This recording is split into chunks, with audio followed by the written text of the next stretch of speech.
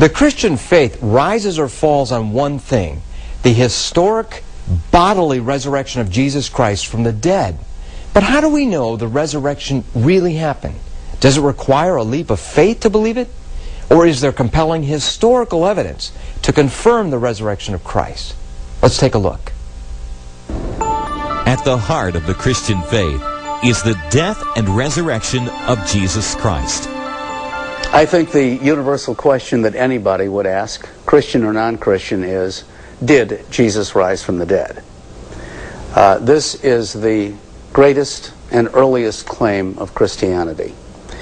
The evidence of the resurrection is circumstantial, but it's so strong because of the personality transformation of the apostles, because of the shift in worship from Saturday to Sunday, and because of a dozen other reasons that you often hear preached in an Easter sermon.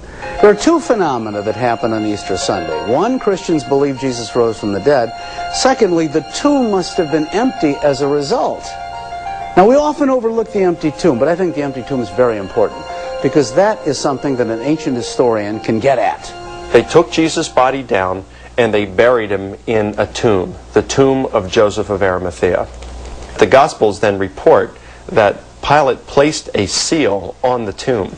That could not be broken except for penalty of your own life. You would lose your head over it.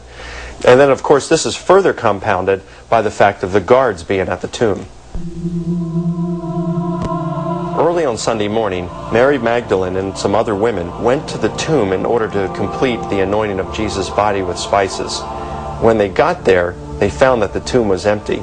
And they talked to an angel that was there that announced to them what had happened. Go back and tell his disciples, the angel said, that Jesus has risen. So they run back and they tell the disciples what had happened. It's interesting to note that the disciples didn't believe them. And their words seemed to them as idle tales, and they believed them not. Then the record reports that Jesus appeared to Peter, and then later on he appeared to the 12 as a group. And then we find that probably in Galilee he appeared to more than 500 at one time. After Jesus appeared to those who believed in him, he also appeared to someone who decidedly did not believe in him, Saul of Tarsus. He tells us in his own words that he would take prisoner men, women, children who claimed the name of Christ. He persecuted them. Why? Because he thought Christians were blaspheming his God.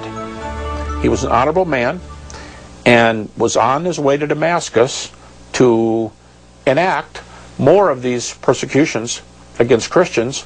And let's not forget what Jesus said to him when he appeared. Saul, Saul, why do you persecute me? When Paul is converted, he's no longer Saul, he's Paul of Tarsus instead of Saul of Tarsus. But he's the scholar turned activist who now is a scholar turned activist on behalf of Jesus Christ. Now, this testimony is not only made by Paul himself, but it's confirmed by Luke and Acts, and it's further corroborated by an early ancient oral tradition we have that says, "He who persecuted the church now proclaims the faith he once sought to destroy." So for this testimony, we have both early, eyewitness, and multiple testimonies to this fact. This is the kind of stuff historians drool over. Furthermore, Luke the historian records in the book of Acts that Jesus appeared risen from the dead over a period of 40 days. Luke's the only one who mentions the appearing for 40 days. And interestingly enough, Acts 1:3, the same verse that says he showed himself alive by many proofs, that word is used only once in the New Testament, and it's the same word that Aristotle uses for the highest level of proof. After his suffering, he showed himself to these men and gave many convincing proofs that he was alive. Finally, consider the case of one of the 12 who was not there the first time Jesus appeared to them, Thomas. So the other disciples told him, "We have seen the Lord." But he said to them, "Unless I see the nail marks on his hands, and put my finger where the nails were, and put my hand into his side, I will not believe it." And then about a week later, Jesus appears before the whole group again, this time with Thomas, and he invites Thomas to touch him and to see him and recognize that he is the risen Lord of life. Why did all those early Christians come to believe so definitely that Jesus really was raised from the dead? And that's the critical thing. And it seems to me that historically the only explanation is the tomb was empty and that they saw him and conversed with him, and that is where the historian has to end up.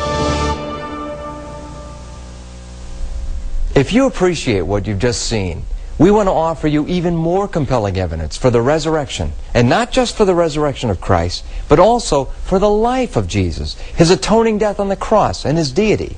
You'll find all of this and more in the book I wrote with Dr. Kennedy called Who Is This Jesus? Is He Risen? We want you to have it as our way of saying thank you for a gift of $30 or more to help continue the work of this ministry. We'll also send you the award-winning television documentary entitled Who Is This Jesus? Is He Risen? In this program, co-host Dr. Kennedy and actor Dean Jones lead you on a one-of-a-kind exploration of the life, death, and resurrection of Jesus. This is the perfect tool to give to someone you know going off to college or exploring the claims of Jesus for themselves. We've done the research for you. We've set forth the evidence. All you have to do is write and request it. Please, we really do need to hear from you today. This ministry is hurting at this present time. So just enclose your gift, if you would, of $30 or more when you write to Coral Ridge Ministries, Box 555, Fort Lauderdale, Florida, 33302. Or to give by credit card, call toll-free 888-334-9680. Can we count on you? We really need your help at this time. And you can also give by visiting our secure website at coralridge.org. We look forward to hearing from you. Please plan to join us also next week. And in the meantime, tell a friend about the Coral Ridge Hour. Until then, may God bless you, and may God bless America.